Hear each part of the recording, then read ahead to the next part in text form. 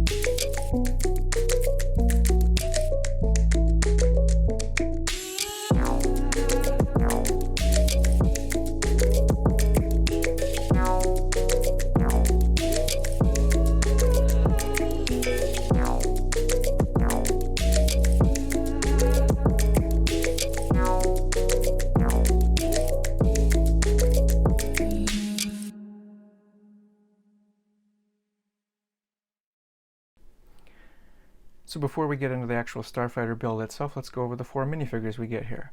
So starting off, we get our little Grogu minifigure, and he's the same one that we've been getting in all the other sets, where he's just the one little torso piece and the one little head piece, so it's still Grogu and he's still cute. Next up, of course, we have our titular Mandalorian Din Djarin, and this is a brand new exclusive minifigure to this set. not because of anything on the body or torso or helmet or anything, but the actual head has a face print now. So that's an exclusive piece to this set here. And we get the Darksaber again, but it is the same one that we've gotten in the Imperial Light Cruiser, where it's just a simple chrome hilt and a black lightsaber bar. And I feel like a lot of people in the Star Wars, LEGO Star Wars community are kind of a little annoyed at this, because it doesn't even really look like the Darksaber, because the Darksaber doesn't have a chrome hilt and it doesn't have a round blade. So I've kind of remedied this myself by just giving him a black katana piece. And while it doesn't look exactly like the Darksaber, I feel like it's a lot better alternative to the regular lightsaber piece they give you. So that's just kind of how I've improvised and made it look a little bit better myself. But, you know, the chrome on the torso and arms and legs is all really great. You can even see the detail down to his little mudhorn signet on his shoulder pauldron, and you get a jetpack, and the chrome on the helmet is good as well. So a great figure overall. It's just the Darksaber could use a little work. Next, we have another exclusive minifigure to this set, Pelimato. You can see here she has her wrench piece, since she's the engineer that helps fix up the Mandalorian's new ship. And then you can also see she has a little utility belt piece. It's a separate piece that just kind of goes in between the legs and the torso there. And then she has her nice big curly hair. So not a real crazy figure here or anything, but I do really like that utility belt piece. I feel like it could be used really well in some LEGO City sets, perhaps, if there's like construction workers or something. And maybe they have been in sets before. I've just never seen it before. This is a new piece to me that I've never seen before, so I think in the future it could be used really nicely for some other sets as well. And then finally we have another tiny minifigure like Grogu. Here it's the BD droid, and it's not the BD droid that's going to be coming up in the big buildable figure set, the BD1 set from Jedi Fallen Order. This is a different one. This one's blue here, the other one's red. So it's the same mold and everything as the new one that's going to be coming out, but it's just there's some blue markings instead of red. But it's kind of nice to have its own little mold here. I thought if they were going to do this droid, they were going to make it out of several pieces, like a lot of creators have with their own creations online that I've seen. But it's its own mold, so that's a nice piece that they've dedicated a whole new mold to, and I can tell that they're going to be getting a lot of mileage out of it, since they're also going to be making that buildable figure BD droid, and then now we have this one in this set.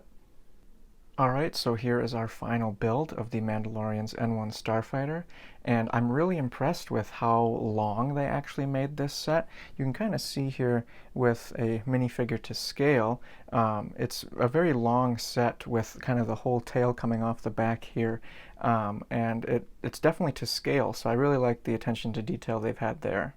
In addition to how long and size accurate this build is, it's also very attentive to detail in other spots as well. Like in these engines here on the side, it's not just mirrored like many ships are. It has its own details on the right engine and its own details on the left engine. So I'll bring it in closer here so you can kind of get a better look. So you can see on the engine here how they've used kind of like some ore pieces, some lightsaber hilt pieces, a saw piece, some blasters, just a wide array of different pieces to get the detail of what that engine looks like. And then you can see on the right one here, they've used some of the similar pieces, but then there are some different ones like this 1x3 tile with a sticker and some different gold pieces in there. So they aren't completely identical on both sides. They each have their own details, which is really nice to see. So moving into the middle here, you can see this nice big hood piece that leads into the engine here. And I feel like the engine looks a little bit bigger in the show than it does here comparative to the rest of the set, but I like how they have this big round tile here with a sticker on top and kind of with the binoculars piece there to simulate kind of tubes in the engine. So I feel like it's still a nice build regardless of the size. And then the engine piece also doubles as a trigger for the missile that shoots out from the bottom here. So you just push on the top there for the missile to shoot out, so you can kind of see down in there the loader piece for the missile. And then here in the middle as well, we have a little compartment for storage here. So if you need to put Mando in the cockpit, you can take his jetpack off and store it in there so that he actually fits in there better. And then this just closes right back up with a little 1x4 bar there. And then up by the cockpit itself, you can see some really nice golden yellow accents that are kind of the remnants of the rest of the yellow paint job that gets stripped away on this ship. And then the actual cockpit can open up here to put a minifigure in there. And then you have a nice little seat made out of some brown pieces to kind of give like a leather seat aesthetic there. And then you also have a little tile on the inside of here, kind of showing the navigation computer at the front of the cockpit there. And then of course we can close it back up there. And then we also have our second cockpit here for Grogu to sit in. It has a 1x1 stud there for him to just place in there. And then you can close it back up, leading to the back of the tail here, which is kind of what gives this build its extra length. We have kind of this rubber triangle piece that leads into these pipes here, which is kind of to give the look of that stripped away tail of that Naboo ship there. And then even on the bottom of the ship, you can see there's some detail here put into an engine with a little blue piece there to show the thrusters. And then you also get kind of the blue coming off the edge of the other two side engines as well. So overall, I'm a really big fan of this set. Between the actual size and length of the build being accurate with the minifigures and everything, as well as the detail on the engines, on the side and in the middle, all leading through the cockpits, and then the big piping tail on the end here, I'm really impressed with the attention to detail and size with this set, especially considering it's only 400 pieces, so they packed a lot of detail into a little amount of pieces. And not only that, the 4 minifigures we get with this set are great as well. We have 2 exclusive minifigures, as well as a new mold figure that, even though we're getting another color variation of it later this year, it's brand new. And then we get another Grogu minifigure, which is great. It's always nice to have another one of those. I've always loved the Naboo Starfighters in the Star Wars movies, so when I saw that this ship was in the show, I was eagerly awaiting them to make a LEGO model of it, and not shortly after the episode aired, we got the announcement for it. So I was really happy with this set being picked to be one of the new ones in this summer wave this year, and now that I finally have my hands on it, I am definitely impressed with what LEGO was able to do with this set.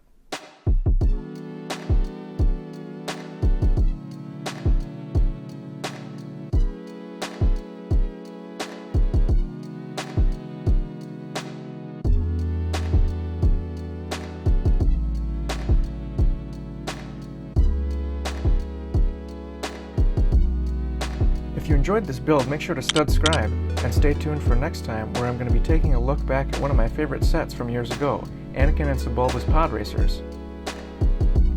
Thanks for watching!